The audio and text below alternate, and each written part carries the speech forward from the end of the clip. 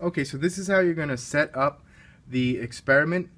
So we have our length of copper conducting tape. We have 4 large leads, each of a different color. You can choose whatever color works for you. We'll show you our color scheme in a minute, and 1 medium lead as well. We have the breadboard. We're going to need some kind of scotch tape, the IO lab, and scissors. So the first thing we're going to want to do is tape down our board.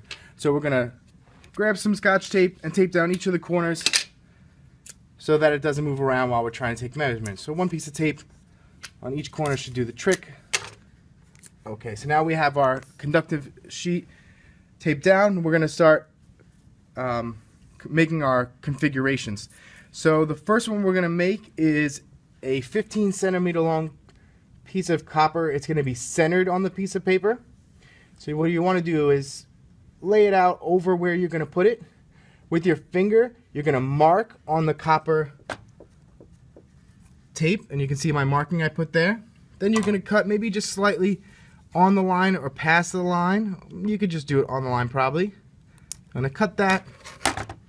And then when it's done, it's going to be on the center of this line here. So that's going to run down the middle of it. So we're going to do a little close-up so you can see what it's going to look like when it's done. So then you're going to go to the back of this. You're going to try to peel that tape off. Alright, I got an edge up. Peel it off. Now you want to be real careful. You don't want it to start sticking to itself. I'm going to start with one side down, nice and even. Now we're going to lay the other side down here, as centered as possible. And you're going to press it down good and tight. We're going to do the same thing. We're going to grab another piece of our copper tape. And we're going to make another line of approximately the same size on the other side. So now we have our 2 strips which are going to make our conductive plates. And now we need a point charge. So our point charge we're going to use, just cut basically a square out of this. Alright, so we have our point charge, our square point charge, and so this is going to go in the center of this line. So you can see it's made of 3 boxes, so it's going to go into the center one, in the center of this line. So now we have all our conductive copper down. Now we're going to start connecting our leads, and we're going to tape them down so they stay out of our way. And so you can see in the IO lab here, we have all of our pins. And so the ground is one of these that says G and D. It doesn't matter which one. You could just plug it into there. And then what you're going to do is take another piece, a small piece of copper tape. You're going to use that to stick the other end of the lead onto your already existing line. And then we're going to take some tape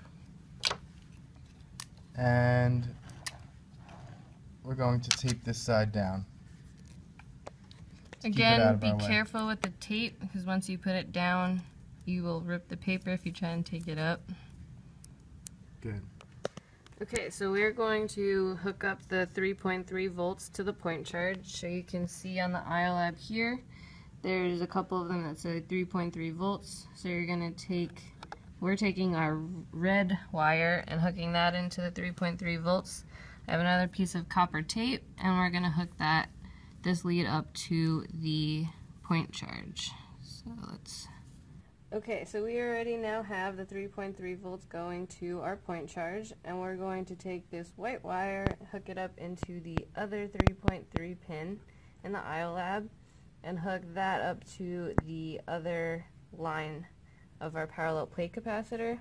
So I have my piece of tape, and I'm going to tape that on. And roll that up a little bit. Alright, so this is what our total configuration is going to look like. We have ground going to the middle line, we have 3.3 volts going to our bottom line, and we have 3.3 volts going to our point charge. We're only going to use one line at a time, so when you're not taking data, you should have both of these prongs out so you don't waste your battery. And then when you're going to take data, the first set of data for part 1, we're going to be using these 2. So you're going to plug this guy into 3.3 volts, take your data with our probe that we're about to hook up, And then when you switch over to doing the second part and using the parallel plates, you're going to connect that one to 3.3 volts. So at that point, these two are active, and when we have the other setup, these two are active. But let's show you how we're going to set up our lead that's going to be taking our measurements. Alright, so for that setup, we're going to actually need 2 wires. So you see at the bottom of the iLab there's a whole bunch of pins called A, so with A7, A8, A9. We're going to use A7, so hook this green up into A7, and then we're going to use the breadboards provided to you in your packet. We're going to hook it up into one of these buses. So it says positive and it has a red line. You hook it up into there, and now this whole line is going to be hooked up to A7. So you can take another wire and hook it into one of these other pins, and these two are now connected. So it gives you more of a range of motion to reach across the paper.